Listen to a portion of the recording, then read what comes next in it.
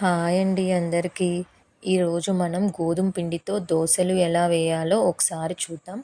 ఈ దోసలైతే మనం జస్ట్ 10 మినిట్స్‌లో అప్పటికప్పుడు పిండి మిక్స్ చేసుకొని దోసలు వేసుకోవచ్చు. సో, దానికోసమైతే మనం ఫస్ట్ ఒక 2 పచ్చిమిర్చి, ఒక చిన్న అల్లం ముక్క, కొత్తిమీర, కరివేపాకు వాటన్నిటిని తీసుకొని చిన్న చిన్న పీసెస్‌లా చేసుకొని తీసుకోవాలి.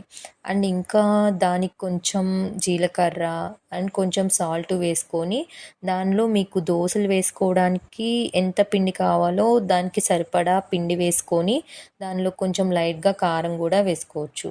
ఒకవేళ మాకింకా కారం వద్దు, ఓన్లీ పచ్చిమిర్చి చాలు అనుకుంటే కారాన్ని స్కిప్ చేసేయొచ్చు.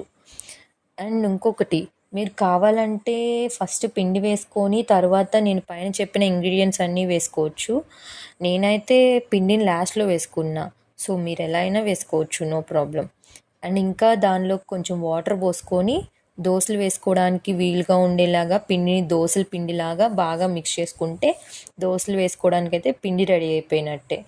సో, ఇంకా దోసలు వేసుకోవడానికైతే మనం ఒక ప్యాన్‌ని తీసుకొని ప్యాన్‌ని బాగా హీట్ అయ్యాక దాన్ని మనం నార్మల్ దోసలు వేసుకున్నట్టు వేసుకోవడమే. అంతే అండి. చాలా ఫాస్ట్‌గా అండ్ చాలా ఈజీగా మనకి గోధుమ పిండితో దోసలు రెడీ అయిపోతాయి. ఈ దోసలైతే చాలా అంటే చాలా చాలా టేస్టీగా ఉంటాయి అండ్ చాలా ఈజీగా కూడా. ఒకసారి మీరైతే మీ ఇంట్లో ట్రై చేసి ఎలా వచ్చినాయో నాకైతే కామెంట్ చేయండి. అండ్ అలాగే నా వీడియోస్ మీకు నచ్చితే లైక్ చేయండి. మీ ఫ్రెండ్స్ అండ్ ఫ్యామిలీస్‌కి షేర్ చేయండి. అండ్ ఇంకా నా ఛానల్‌ని ఎవరైనా సబ్స్క్రైబ్ చేసుకోకపోతే సబ్స్క్రైబ్ చేసుకొని పక్కనే ఉండే బెల్ ఐకాన్‌ని క్లిక్ చేయండి. Thank you. బాయ్.